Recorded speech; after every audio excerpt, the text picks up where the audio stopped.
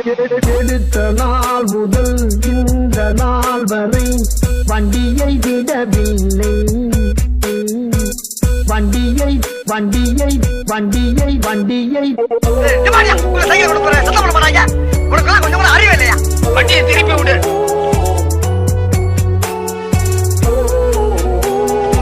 எடுத்த நாள் முதல் இந்த நாள் வரை வண்டியை விடவில்லை. அறிவில்லையாடா உனக்கு? சொல்றத கவனமா கேளா.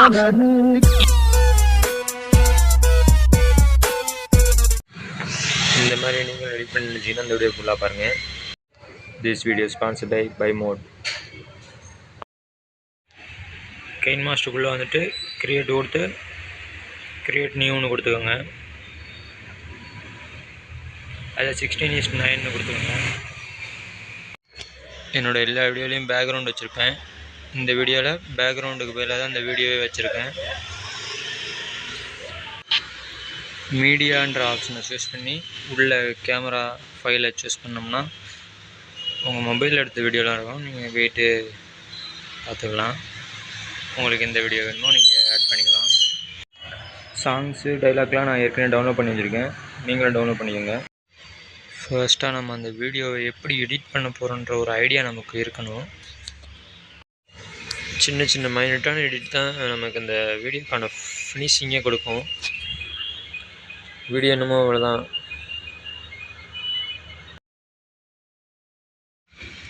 இந்த மாதிரி நம்ம எடிட் பண்ணும்போது ஃபர்ஸ்ட் நம்ம வீடியோவை தான் எடிட் பண்ணணும். எனக்கு இந்த வீடியோவில் தேவையான இடத்துல மட்டும் நான் ஸ்ப்ளிட் பண்ணியிருக்கேன். அது எதுக்காகனு இந்த வீடியோ நீங்கள் பார்க்கும்போதே புரியும்.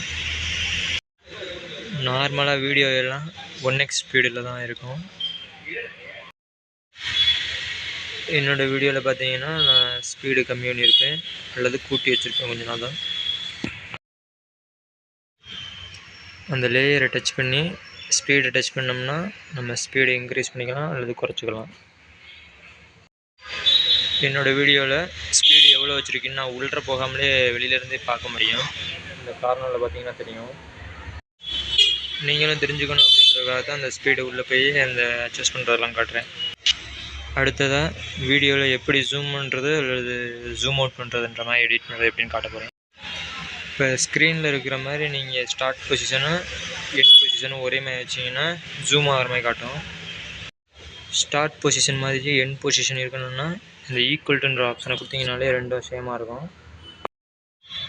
நான் வச்சுருக்க மாதிரியே ஸ்பீடை நீங்கள் வைக்கணும்னு அவசியம் இல்லை. அந்த ஸ்பீடு வந்து நீங்கள் எடிட் பண்ணுற டைலாக் எவ்வளோ லென்த்து தேவையோ அந்த அளவுக்கு நீங்கள் ஸ்பீடு கம்மி பண்ணிங்கன்னா உங்களுக்கு நல்லாயிருக்கும் வீடியோ. ஸ்க்ரீனில் தெரிகிற மாதிரி வச்சிங்கன்னா ஜூம் அவுட் ஆகிற மாதிரி இருக்கும். அந்த டைலாக்கு ஏற்ற மாதிரி நான் ஸ்பீடு கொஞ்சம் கம்மி பண்ணிக்கிட்டேன். சாங் ஆட் பண்ணுறது எப்படின்னு முன்னாடி ஒரு வீடியோவில் சொல்லியிருக்கேன், பார்த்து தெரிஞ்சுக்கோங்க. டைலாக்கும் அதே மெத்தடில் தான் ஆட் பண்ணணும். இந்த இடத்துக்கிட்டையும் நான் ஜூம் கம்மி பண்ணியிருப்பேன், ஏன்னா அந்த டைலாக் ஆட் பண்ணுறதுக்காக. சொல்ல மறந்துட்டேன், இந்த வீடியோ கீழே நீங்கள் டைலாக் ஆட் பண்ணுறதுக்குனாலும் நான் பண்ணிக்கலாம் இப்போவே. அப்போ தான் உங்களுக்கு அந்த லென்த் எவ்வளோ வைக்கலாம்னு தெரிஞ்சுக்கலாம்.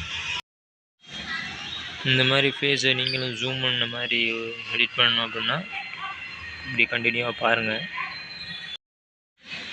இந்த ஃபஸ்ட்டு லேயரை அப்படியே டூப்ளிகேட் பண்ணிக்கிறேன் நான். டூப்ளிகேட் லேயர் அப்படின்னு கொடுத்தீங்கன்னா தான் கீழே வந்து ஆட் ஆகும்.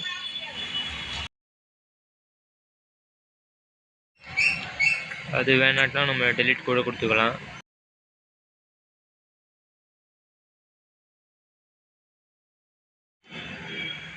டூப்ளிகேட்னு கொடுத்தீங்கன்னா அந்த ஃபஸ்ட் லேயர்லேயே ஆட் ஆயிரும்.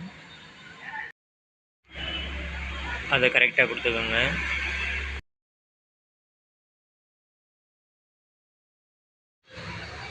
கீழே இருக்கிற லேயரை நம்ம க்ரோப் பண்ணிக்கிறோம் நமக்கு தேவையான ஷேப்பில்.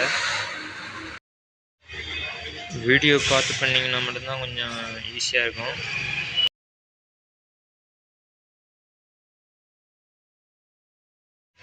ஸ்க்ரீனில் தெரிகிற மாதிரி இருந்தால் நம்ம க்ரோப் பண்ண முடியாது.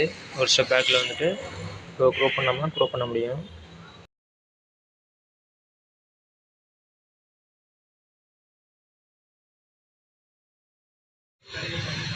அனிமேஷன் கீயை வச்சு நம்ம மூவ் பண்ணிக்கலாம்.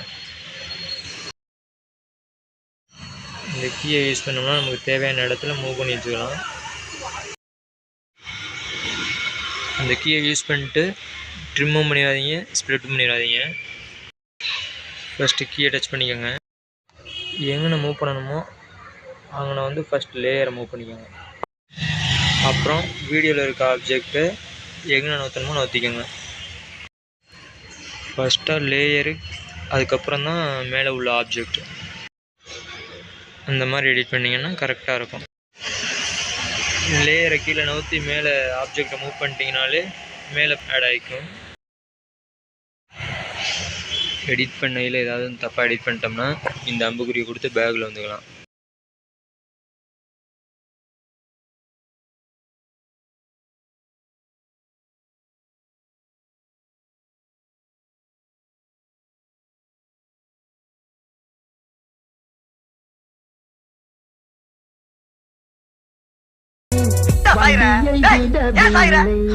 அறிவில்லையாடா உனக்கு?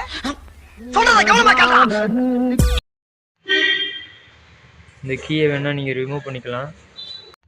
இந்த ஏரோ மார்க் மாதிரி இருக்கிறத கொடுத்து நீங்கள் அந்த மைனஸ்ன்ற டச் பண்ணிங்கன்னா எரேஸ் ஆகிடும்.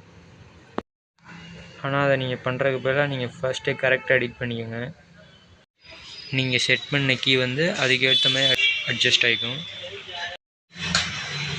உங்களுக்கே தெரியாமல் நீங்கள் அந்த லேயரை கொஞ்சம் இழுத்து வச்சுட்டிங்கன்னா கூட அதுக்கேற்ற மாதிரி அது அட்ஜஸ்ட் ஆகிக்கும். நான் என்ன சொல்ல வரேன்னா, நீங்கள் எடிட் பண்ண மாதிரி இருக்காது, அது பாட்டுக்கு ஒரு பக்கம் போய் மூவ் ஆகிட்ருக்கும். அப்படி நீங்கள் தெரியாமல் பண்ணிட்டீங்கன்னா கூட இந்த ஏரோ மார்க் கொடுத்து நீங்கள் பேக்கில் வந்துக்கலாம்.